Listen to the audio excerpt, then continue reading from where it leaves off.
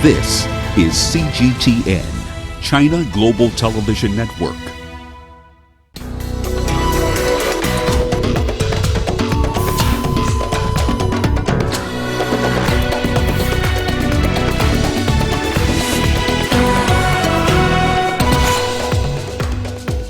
The UN Secretary General outlines the importance of the partnership between the African Union and the United Nations.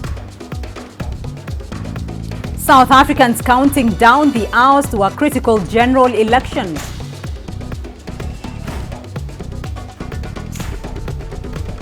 And how human activity is pushing over 1 million of the Earth's species towards extinction. Hello and welcome to Africa Live on CGTN with me, Beatrice Marshall, in Nairobi. Also coming up this hour, China's top negotiator, Vice Premier Liu He, will head to the United States for trade talks. And the major infrastructure project that will help link the Sinai region with the rest of Egypt. Those stories coming up, but first, let's go to South Sudan, where a bushfire has razed 4 villages in the country's western Bahr el Ghazal region. More than 30 people are feared to have been killed in the blaze. The blaze also destroyed 138 houses in the villages in Korok, East County, and killed 10,000 cattle. In a statement, Ateny Wek Ateny, the president's spokesperson, says 60 other people were in a critical condition. The injured are receiving medication, but it is not adequate given the remoteness of the area where the incident has taken place. For the latest on this, CGTN's Patrick Oyet is joining me on the line from Juba. Patrick, devastating news there. Now, this bushfire has claimed so many lives. What's the latest and what more can you tell us about what exactly happened? Yes, Beatrice, this event happened actually in the northern part of the country, as you rightly mentioned. And in this northern part of the country bordering the Sudan, rain normally comes very late in the year. So at this time of the year, there is still no rain. They are expecting some rain beginning next month. Now, what happens is that whenever these people are expecting rain, because the people who live there are actually cattle keepers, so whenever they are expecting rain to come, they do bush clearing. They would clear the bush and then they burn the grass in preparation for rain, that when rain comes, the new grass would grow for their animals. So this incident actually happened as a result of burning of the bush. So the cattle keepers were trying to clear the bush and burn, and then in the process, when they were burning the bush, wind came, very strong wind came, carried the fire, and then took it to the villages, leading to now actually the number of the people killed has gone up from 33. They are now, the latest report we have is that now 36 people have been killed and 60 people are in critical condition, just as you mentioned. So these are activities of the cattle keepers that they do year in, year out, but this time it really went wrong because of the wind that took the fire to the villages. Patrick, those are quite high numbers. Over 30 dead, 138 houses razed to the ground, 10,000 cattle killed, 60 people in critical condition. How is the government responding to this tragedy? The government is saying that it's sending in a team to carry out investigation and see how best it can help, because this is a very serious situation. This number of people who have lost their lives, and also the number of the animals that have died. Because you see, these pastoral communities or the cattle keepers, really, animals are their livelihood. They depend on these animals for milk, for food, for everything that you can imagine that other people who are not in those kind of areas depend on for survival. So to lose like 10,000 herds of cattle, that is a very big number. That means almost every household in that village is actually affected. So the government is saying it is sending in a team, and then it will see what emergency it needs to provide to the people who are affected by this. Patrick Oyet joining us there on the line from Juba with that update. Thank you. The African Union is pushing for a deal between Sudan's politicians and the ruling military council to allow transfer of power to a civilian authority. The African Union Special Envoy to Sudan, Mohamed El Hassan, is pushing for a transition process led and managed by the Sudanese people. The African bloc had given the military 3 months to implement democratic reforms from the last week of April. The military council has been under pressure from demonstrators to hand over power to civilians since the ouster of former President Omar al-Bashir in April. I encourage and fully support both the Transitional Military Council and the social forces to achieve this political agreement to transfer power to the civilians, because I believe all the parties should have the wisdom and also the ability to solve the problem. To Algeria now, and experts in Algerian affairs assert that protests will spread in the coming weeks, hindering plans to hold elections. It is also being said that the turnout will be very low if the same ruling elite is still in power. Activists are calling for dialogue with the military institution in the Northern African nation. CGTN's Adnan Chauchi reports. Algerian analysts maintain that protests will continue in their country as long as the authorities refuse to sit to the negotiating table in order to reach a political settlement. The social movement in Algeria has reached a dead end. The public demands are faced with the total absence of any positive reaction from the military institution which rules in the country. An urgent political settlement is needed to prevent the escalation of protests. Experts also assert that holding free, fair and independent elections is impossible. Algerian Army Chief of Staff Ahmed Gaid Salah said that the presidential election should be held on time, as it is the only way to get out of the ongoing crisis. Many Algerian citizens who took part in the protests are very pessimistic about the outcome of the movement. However, some people are still optimistic about political life and the social and economic situation in the North African state. We hope that the situation will stabilize and the economy will improve. Algerians deserve better socio-economic conditions and stable government. Algeria is rich in natural resources and has the means to improve the living standards for its people. The International Monetary Fund says Algeria must focus on avoiding economic instability during its political transition following the resignation of President Abdelaziz Bouteflika. Economists assert that structural reforms will allow Algeria, which is a member of the Organization of Petroleum Exporting Countries, to diversify outside oil. Adnan Chauchi, CGTN, Tunis. UN Secretary General Antonio Guterres and the African Union Commission Chairperson Moussa Faki Mahamat have convened the third African Union United Nations Annual Conference. The meeting is taking place at the United Nations headquarters in New York. It aims to build on the close partnership between the two organizations. The Secretary General says the partnership between the African Union and the United Nations is absolutely central and strategic.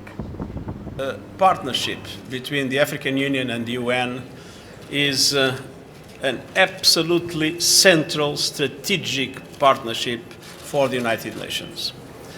We consider that our work in peace and security, in human rights, in development, in relation to climate change, our work can only succeed in the world if it succeeds in Africa. And we believe that our work can only succeed in Africa if we work hand in hand together with the African Union. Meanwhile, the conflict in Libya was also on the agenda at the AU-UN conference. Both Guterres and Mahamat have appealed to warring factions to halt the fighting and use dialogue to find a peaceful way to resolve their differences. Development in Africa is a fundamental precondition for more equilibrium, more peace in the world, for phenomena like migration to be more easily handled. And so it is the interest of the whole international community to substantially increase the financing for development available for African countries. Le fait que les jeunes maintenant soient captés par des mouvements extrémistes. We are convinced that there is no military solution to this kind of conflict. The Libyan parties need to absolutely agree to a ceasefire and to agree to meet at a table and find a peaceful and political solution to the crisis. The last projections of the South African polls have been released ahead of the country's general election on Wednesday. This follows the final political party rallies held over the weekend. Angelo Coppola has more. While tens of thousands of party faithful turned out to show support for their political parties, pollsters have been canvassing voters across the country. The Institute of Race Relations released their projections after canvassing some 2,000 voters last week. The ANC on 54% on a lower turnout. We put the DA on 23% on a lower turnout and the EFF on 14% on a lower turnout. There is some fluidity between the ANC and the EFF. They've been fighting up and down a bit over the course of the week, but those seem to be the general kind of bands in which they're operating in. The ruling party hasn't done itself any favours, despite the positive sentiment created when Cyril Ramaphosa was made president. The idea of Cyril Ramaphosa and this idea of hope and renewal that he brings to the ANC and to the electorate is founded on two core values. The one is good governance and the other one is a tough stance against corruption. Load shedding undermined this idea of good governance, and the Zondo Commission has undermined this idea of a tough stance on corruption. And given that those are really the only things that the ANC has to offer this election, they both did huge damage to its prospects. Economists are anxious about the way voters will vote given the damage done. So I'm very nervous about it, almost whichever way we come out, that we're not going to see anything positive come from it, that it's not a hung balance, but it's very close to a balance where there will be little progress in growing the economy, in providing the wherewithal, the capital, the abilities, the access to skills and so on. All this is probably going to be delayed even further. Economists are also split on what impact the final vote tally will mean for investment flows into South Africa. I don't think there's enough there to encourage the capitalists of the world to say, yes, we will support you. I think they're more likely to say, we'll see how you get on, and that's going to be a very slow progress. Political polling is not an exact science, and the economic implications of the way the country votes will be decided by the 9th or 10th of May. I'm Angelo Coppola for CGTN in Johannesburg, South Africa. Meanwhile, a special voting session is already underway ahead of the main election on Wednesday. Those taking part are required to apply in advance to participate in the process. CGTN's Robert Nagila is in Durban and explains further. At the City Hall in Durban, the third most populous city in South Africa, special voting is underway ahead of the main election on Wednesday. Local councillor Ntando Khuzwayo is among the close to 1 million voters participating in the exercise. The special vote allows a registered voter unable to vote at their voting station on election day to vote ahead of the main polls. Those taking part have to apply well in advance. It was very easy. It took less than a minute. The whole thing is done. It's so seamless. As soon as they find you on the voters roll, you then move over to get your ID stamped, and then you are given that ballot, a very long ballot. It's the longest I've seen in my life. The special vote also gives the Electoral Commission a chance to test the process ahead of the main voting day on Wednesday.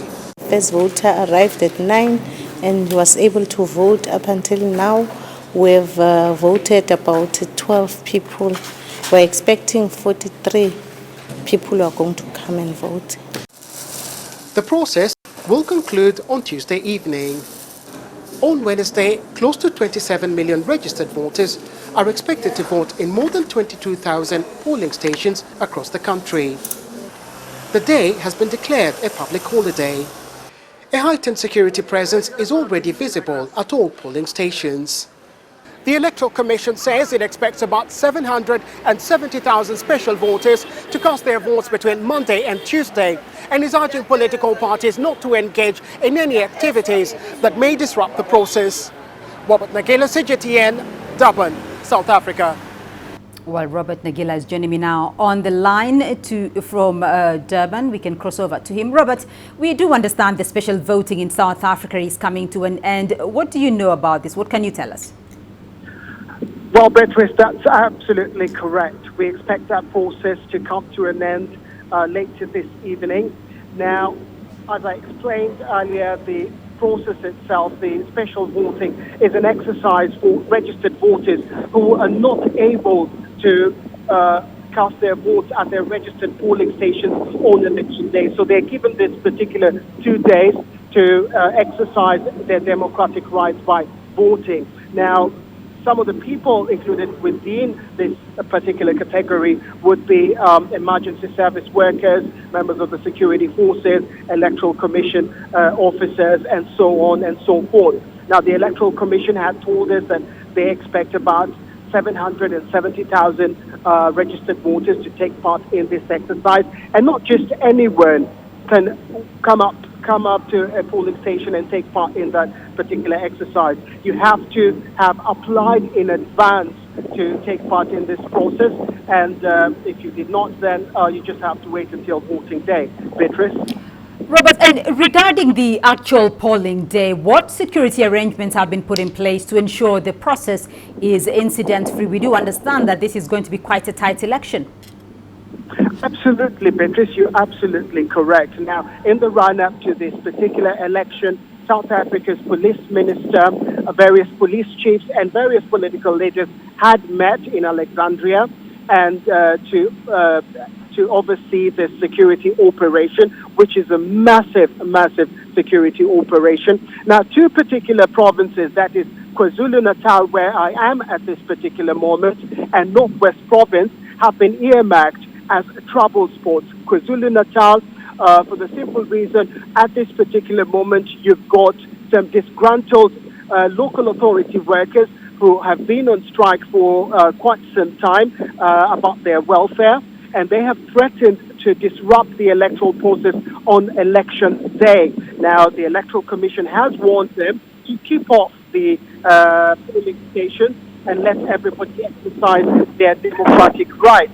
Now, we did hear of some incidents during the special voting in some suburbs on Monday, where some workers had already begun disrupting that process, but security forces moved in very quickly in KwaZulu-Natal, and the special voting exercise was allowed to continue. Now, in Durban itself, in KwaZulu-Natal, you've got about 27,000 police officers deployed for this particular exercise. You've got another 50,000 police officers who will be at polling stations to ensure that there is no disruption to the voting exercise itself. Now, to give you just an idea of the enormity of the task ahead for the security forces, you've got about close to 23,000 polling stations scattered across the entire country. All of them will be manned by police officers. Now, the military will act as backup if required in case there's any disruption, but it is an operation entirely led by the police. And the security forces say that they are ready for any eventualities. Security forces have been deployed, all leave has been cancelled, and they are ready to oversee the exercise come Wednesday. Beatrice. Robert Nagila on the line from Durban following the South African election due Wednesday for us there in Durban. Thank you. Let's now take a short break on the program, but still ahead. China's top negotiator, Vice Premier Liu He, will head to the United States for trade talks. And how human activity is pushing over 1 million of the Earth's species towards extinction.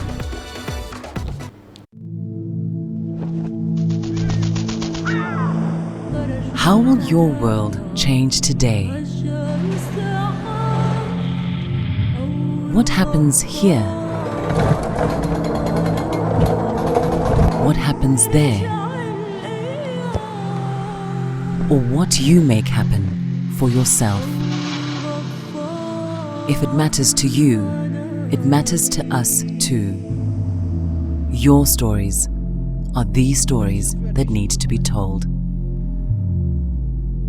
Africa Live. Find your voice.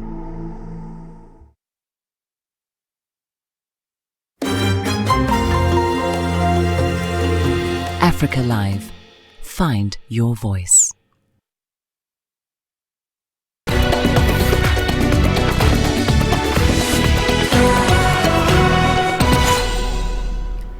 Beijing confirms its top trade negotiator, Vice Premier Liu He, will head to the United States for trade talks at the invitation of U.S. Trade Representative Robert Lighthizer and Treasury Secretary Steven Mnuchin. The two-day trip begins on Thursday.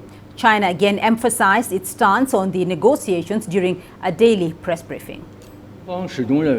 China always believes that mutual respect, equality, and mutual benefit are the premise and basis for reaching an agreement. Tariffs will not solve any problems.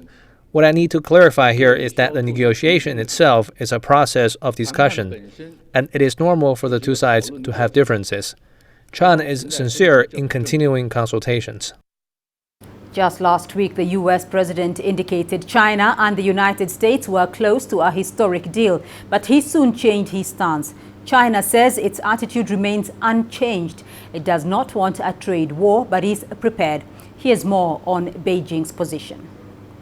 First, there would be no winner in any trade war. The remark was made by Chinese Commerce Minister Zhong Shan in March 2018. He said a trade war between the two countries would only bring disaster to the economies of China, the U.S. and the world. The national campaign Tariffs Hurt the Heartland, comprised of over 150 of America's largest trade organizations, has said the U.S. economy is already suffering. The group said Americans were paying the bill for the trade conflicts, and it was estimated that raising tariffs might ruin over 1 million jobs. Second, China says it will resolutely safeguard the core interests of the state and the fundamental interests of the people. Beijing said it would never compromise on the issue of principles, and the premise of negotiation and consultation is mutual respect, equality, and mutual benefit. And lastly, China said its policy of opening up and adhering to high-quality development will remain unchanged. The country will continue to improve its principle of opening up by promoting high-quality economic development, satisfying the people's yearning for a better life, and contributing to world peace, stability, and development. China says it does not want a trade war, but it is not afraid and would defend its interests. UN Secretary General Antonio Guterres has warned that climate change will have a catastrophic effect on the world if leaders do not take action. Guterres has stressed that Africa will be hit particularly hard despite the continent's relatively low carbon emissions output. The UN chief was speaking in New York, adding that it is not too late to act. A UN report released on Monday showed how people are putting nature in more trouble now than at any other time in human history, with extinction looming over 1 million species of plants and animals. The findings are not just about saving plants and animals, but about preserving a world that's becoming harder for humans to live in, according to the scientists who headed the report. Food and water insecurity, flooding and other natural disasters could result from climate change if people do not take action. Climate change is the defining issue of our time. The African continent practically does not contribute to climate change, but the African continent is one of the areas of the world where the impact of climate change is more dramatic and devastating. Look at the storms in Mozambique, Zimbabwe, and Malawi, or look at the drought progressing dramatically in areas like the Sahel. Nature is in more trouble now than at any other point in human history, with extinction looming for over 1 million species of plants and animals. In the United Nations' first comprehensive report on biodiversity, the blame is put squarely on humans. But it's not too late to fix the problem. Business as usual is a disaster. We're going to continue to change the climate. We're going to continue to lose biodiversity. But we can have a more sustainable future if we choose the right policies, the right technologies. If we change our behaviour, we can have a much more sustainable future for our children and grandchildren. The report is the result of discussions between scientists and governments about climate change, habitat loss, and the impact of invasive plants and animals. More than 500,000 species on land have insufficient habitat for long-term survival. And oceans are not better off. Well, to protect the coral reefs, one has to reduce land-based pollution, often due to agriculture, basically pesticides, insecticides, other pollution flowing into the ocean coastal zone off the land. One has to really make sure one does not have overfishing in these areas. We've got to make sure that when you have ecotourism, people don't touch the coral reef systems. And of course, we have to address climate change. If we don't slow down and limit climate change, one has to believe that most coral systems in the world may well disappear. The report's 39-page summary highlighted 5 ways people are negatively impacting biodiversity, including turning forests, wetlands and grasslands into cities, a third of the world's fish stocks being overfished, permitting climate change by burning of fossil fuels, polluting land and water, and invasive species crowding out native plant and animal species. The findings are not just about saving plants and animals, but about preserving a world that's becoming harder for humans to live in. If we cannot halt climate change or halt the loss of biodiversity, we will threaten food security, we will threaten water security, we will threaten human health. And therefore I think governments are now recognising if they don't start to deal with climate change and biodiversity, they can't meet their other elements of human well-being that are absolutely fundamental. Fighting climate change and saving species are equally important and go hand in hand. The report indicates that many of the worst effects can be prevented by changing food growing techniques, energy production options, and adoption of strategies on how to deal with climate change and waste disposal. Beryl Oro, CGTN. Well, let's get some reaction to that biodiversity report from the United Nations. Joining me now is George Achia. He's a science journalist and editor at Science Africa. George, thank you for joining us here on Africa Live. Let's get your thoughts first on this report just released by the United Nations, showing how people are putting nature in more trouble now than at any time in history. Over 1 million species of plants and animals are almost extinct. First of all, what is the significance of that biodiversity report? First of all, the report is of significance because it's a wake-up call to different players, biodiversity players, globally, regionally, and within the local context. If you look at the issues that have been raised, it calls for an immediate actions that needs to be taken by different players within this ecosystem to help address some of these issues. Just to highlight some of them is the number of species that are threatened to extinction. They're talking about 1 million and thereabout, and also the health of ecosystem upon which human beings and all these species depend on are deteriorating very, very rapidly. And this has an impact on human life. Right. And therefore, also the report is talking about, the current efforts being undertaken is not sufficient. So the big question is why? So that calls for an immediate action, and also number 2, for the need for partnerships between different players. This runs from the UN agencies, governments across the globe, and even also, international players to help address this. Let's look at Africa's perspective here. Which are the main species being threatened with extinction in Africa? The report talks about both animals and the plant species. And I will narrow down to the native species in Africa and also within the marine system. The report says that over 20% of native species are threatened. And in this case, we're talking about, for example, native species like plants. Take, for example, the Kenyan or African context. The guava fruit used to be in abundance sometimes back, but right now it's no longer there. So that is one of the species that we have. In the other side, on animal species, the mammal are threatened, the amphibians are threatened because of all these effects on biodiversity. And then if you look down also specifically on plant species that are threatened in Africa, we have these majorly caused by alien species. In Kenyan context, we have this alien species called the duda weeds.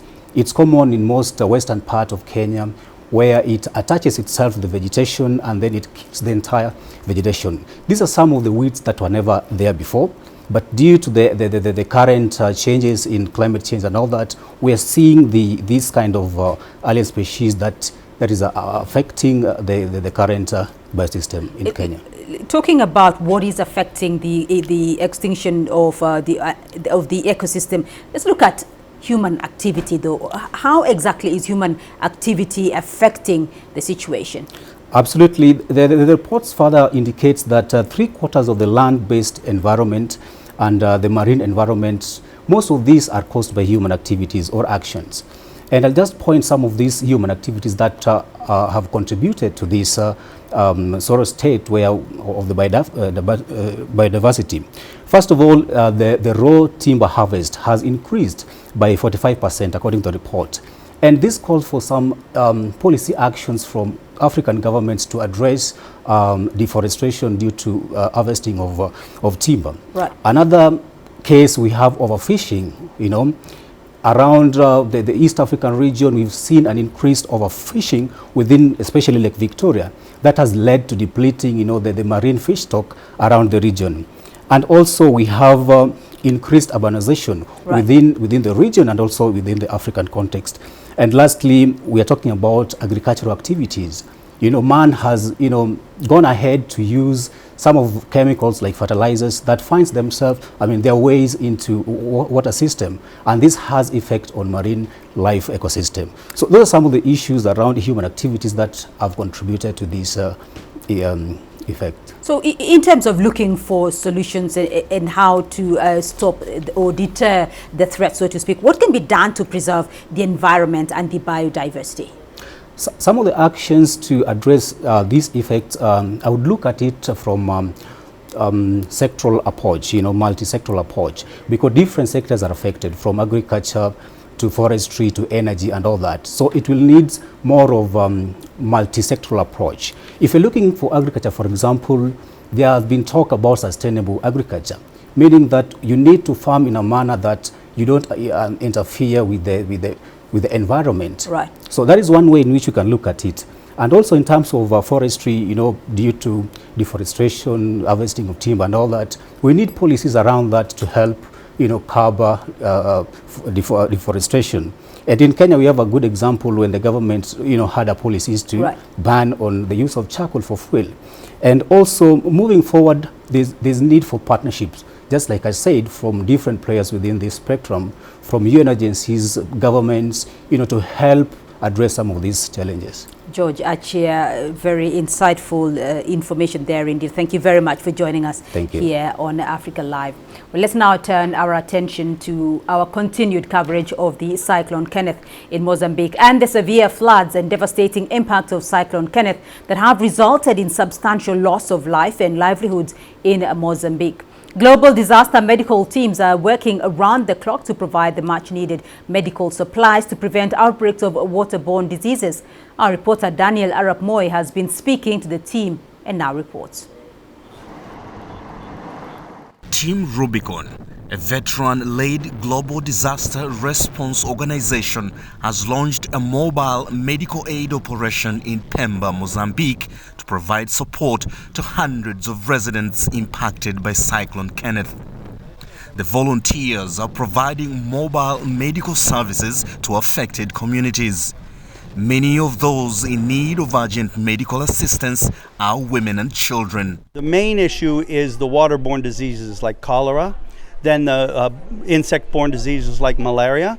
And so we're just making sure that the folks who are getting sick are getting the treatment they need. Doctors here are reporting an increase in malaria cases as many homes still underwater quickly become breeding ground for mosquitoes. The volunteers are trying to help stabilize the situation through the provision of medical care in hard-to-reach and remote areas and helping to monitor and prevent disease outbreaks. Many areas of Pemba remains waterlogged with houses still submerged, making accessibility difficult. These folks were struggling with food shortages and water shortages and tough conditions already. The cyclone has made it magnificently worse by by many degrees. Floods and rains that followed Cyclone Kenneth left hundreds of families counting losses to date.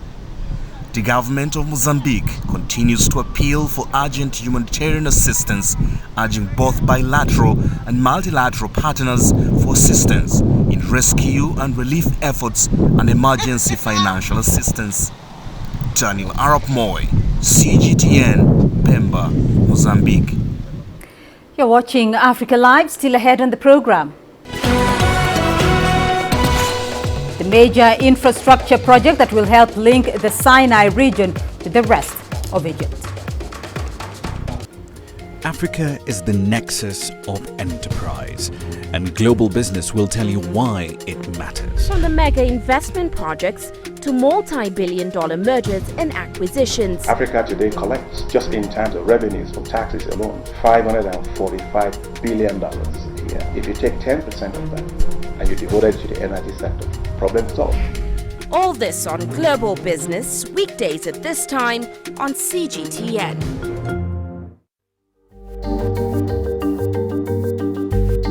Africa Live. Find your voice.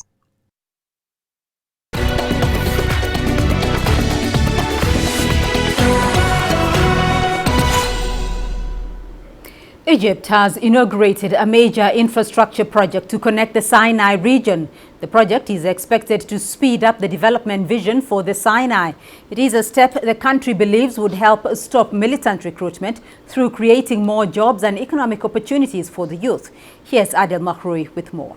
When the Suez Canal was established, it connected the world, but it has separated the Sinai from the rest of the Egyptian mainland. This week, Egypt is inaugurating 4 underground tunnels that are going to be the main connecting vessels to the development in this area. The tunnels stretch for 5.2 kilometers, 70 meters below the sea level under the Suez Canal. 2 of them are here in Ismailia city, with a total capacity of 4,000 vehicles per hour.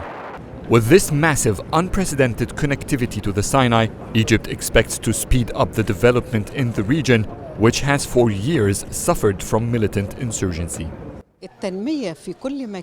Development anywhere pushes all ills away. As a representative of Ismailia, I must say the projects launched today will fight terrorism. By connecting Ismailia to Sinai, this area will be an international gateway from Sinai to the world. Any investor needs roads to cross to connect. To prevent any possible breach from the terrorist groups in North Sinai, each tunnel has been equipped with 10 vehicle X-ray gates. Since 2014, Egypt has launched a massive development vision for the Suez Canal region. By the year 2020, 1,000 projects will have been completed with a total of $47 billion in investments. The population of the governorship surrounding the Suez Canal is 6% of Egypt. The investments poured in this area until 2020 are about 20% of the entire country's investments, which reflects the magnitude of the state's will to develop this region. This is one of the main areas that Egypt's future depends on. New cities are getting constructed on the east of the Suez Canal shore. Beside business, the tunnels are expected to increase the influx of visitors to the Red Sea resorts in South Sinai, giving a domestic push to the tourism sector. Adel Mahroui, CGTN, from the Suez Canal city, Ismailia, Egypt. In South Africa, the government has embarked on an ambitious course to unlock its ocean's economy through aquaculture. It plans to introduce a number of measures to draw more investment into the country. The government says South Africa's aquaculture sector is set to grow into a 242 billion industry by 2022. CGTN's Travis Andrews reports. For many coastal fishing communities, harvesting wild fish stocks along South Africa's coastline has become a tedious exercise. That's because nets are just not hauling in what they used to.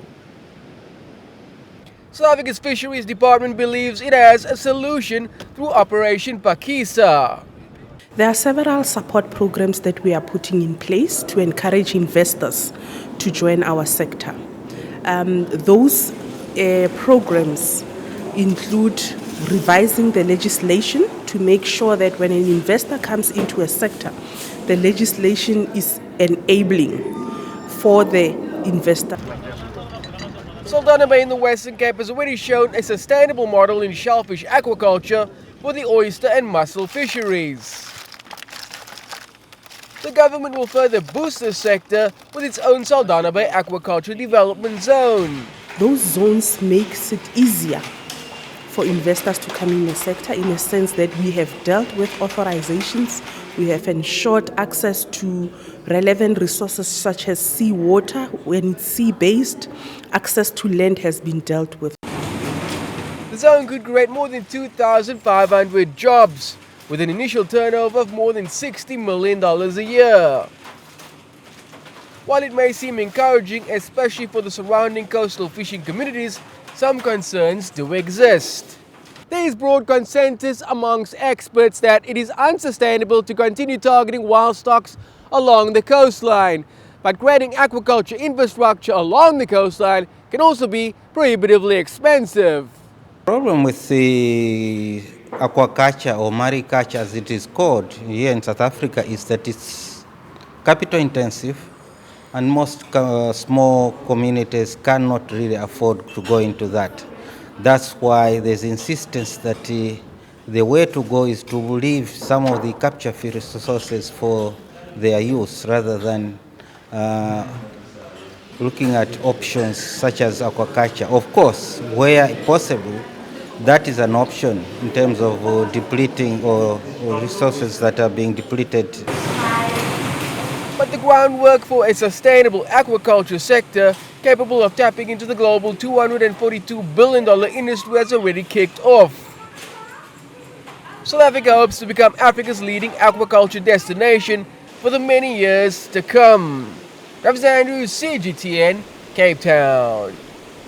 Law enforcement agencies and aviation regulators are increasingly concerned about the risks posed by drones. Several international airports have had to shut down and cancel hundreds of flights due to drone sightings nearby. In Cape Town, a teenager recently hacked a drone to prove cyber attack risk. Alexandria Majala tells us more. 13-year-old Ruben Paul successfully hacked a drone in a stunt aimed at showing how vulnerable web-connected devices are to attacks. The black belt in Chinese martial art Kung Fu calls himself Cyber Ninja and started hacking at 6 years old. Paul took control of the drone in front of an audience at a global cybersecurity conference in Cape Town, South Africa. He was able to fly the drone, access its camera and its data. I just hacked the drone and I basically scanned for networks in the area. I scanned for the devices connected to the drone's network. Then I disconnected the drone and the user by sending a DOS package. After that, I connected back to the drone and now I have full control of it. I can fly it, I can video record, I can get all kinds of data back. The stunt, part of an event hosted by cybersecurity provider Kaspersky Lab, was designed to show the vulnerability of the Internet of Things. The IoT refers to internet-connected machinery and household devices that can collect and exchange data using embedded sensors. The list of things in this category keeps getting longer. And to tackle the problem, the teenager founded a cybersecurity awareness and education organization for young people. So your smart homes, your smart devices, your smart toys, all of this is connected. And this is the technology that's going to be going into future devices such as autonomous cars, flying cars, things like this. So if we don't secure it now, then connectivity without controls can become catastrophic. 93% of the attacks that we saw coming into the Internet of Things are really password-related, weak password-related things. Kaspersky Lab says that the rapid growth of Internet-enabled devices and the need to deliver them to market quickly often leaves security overlooked. Currently, there are 7 billion Internet-connected devices in the world, and the number is expected to rise. Drone sightings caused 3 days of travel chaos at London's Gatwick Airport in December 2018, resulting in the cancellation or diversion of about 1,000 flights at an estimated cost of more than $65 million. Alexandria Majala for CGTN. And we still have more news for you here on the program. Here's what's ahead. Young scientists from 18 African countries tour China's top universities and industrial parks. The greatest journeys, the greatest sights, the greatest adventures. Here in Kanata, this weir allows the locals to walk on water. We're far more than just TV news.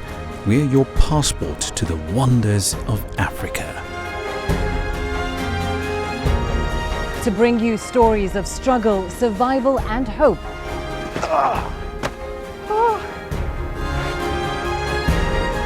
So let's explore.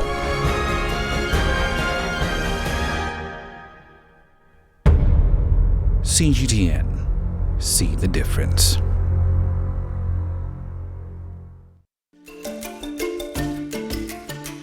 Africa Live. Find your voice.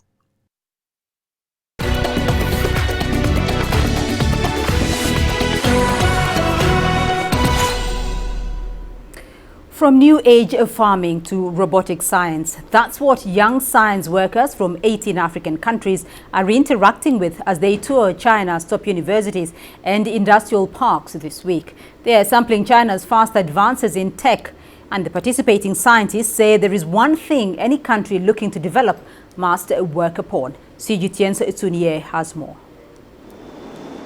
Vertical farming. It allows farmers to grow more crops in less space. And that's what caught Ernest Pomdu's attention as he, along with more than 20 young African science workers, toured one of Beijing's signature science industrial parks. The technology is needed because, like I mentioned, agriculture is one of the core sectors of our economy. But then the problem we have is we're still dependent on traditional forms of agriculture. So, like we visited this vertical farming. Is one form of technology that is new and needs to be tried, especially because of the benefits it brings. He says he will make vertical farming technology one of his policy suggestions when he goes back. Latifa Tu Muhammad says that for her country's science sector to boom, it needs proper funding alignments, like China. What the developed countries have done is to empower science and technology in their country, where there is a fund that supports research and development. And if it's the first step that a country will have to embark on to invest into science and technology. And I think that is what China has done. Both agree that the key to scientific growth is raising talent. Much as we have a low base, I think what China did was from our perspective, was first of all to grow the human capital, and the human capital kind of is the base for sustained growth. And when the group visited China's prestigious Tsinghua University, they asked that big question: how can they effectively nurture talent? China and African countries are all developing countries. We have similar problems, and how best to coach talent is the most important. China's fast advances in science have shown that its ways with talent works.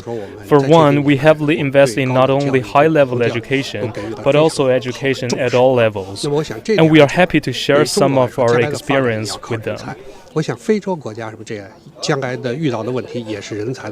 The African visitors will head to other top research facilities, looking for lessons as well as opportunities in cooperation. Africa needs more roads, more houses, bridges, railroads. But I think that Africa also needs to apply more technology and innovation in its developments so that it can make leap forward developments in future. And I think in this regard, China certainly has a lot to offer. I think China is willing to share our development experience with Africa. Sun Ye, CGTN, Beijing. The political transition in Sudan has now been captured through art. A number of graffiti artists in the country's capital, Khartoum, are working on creating a visual legacy of the protests that led to the ouster of the then President Omar al-Bashir in April. Let's take a look. Sudanese artists have adorned the walls of Khartoum with the memories of the protests. It's part of a project to construct a large painted cloth with signatures of protesters to depict the ousting of Omar al-Bashir as it unfolded. 1 million signatures are expected to find their way to the cloth. The cloth will then be hung all over the walls of the city. This is the documentation of history, names and the revolution of Sudan. If the uprising is not documented, then coming generations will not have a history because they will not know our history. We are documenting the history of previous generations, documenting the history of the martyrs who died, and documenting our history as fine artists. Organizers hope the adorned cloth will attract global attention.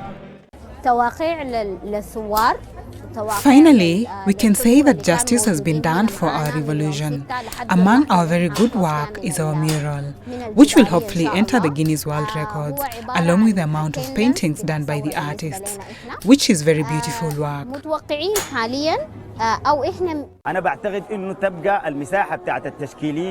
I believe that the space used by the fine artists in Sudan during the revolution will turn into a tourist attraction that is registered by the Ministry of Tourism, just like the other locations including the Berlin Wall and other places in Europe that have seen conflict. Fine art is a real mark that has translated all phenomena of the revolution in all shapes as well as in all inner emotions of people. Former Sudan's President Omar al-Bashir was removed by the military on the 11th of April after months of demonstrations against his 30-year rule. Chamrono, CGTN. And your sports news coming up next. Here's what's ahead. The English Premier League race goes down to the wire after Manchester City defeat Leicester to regain the top spot.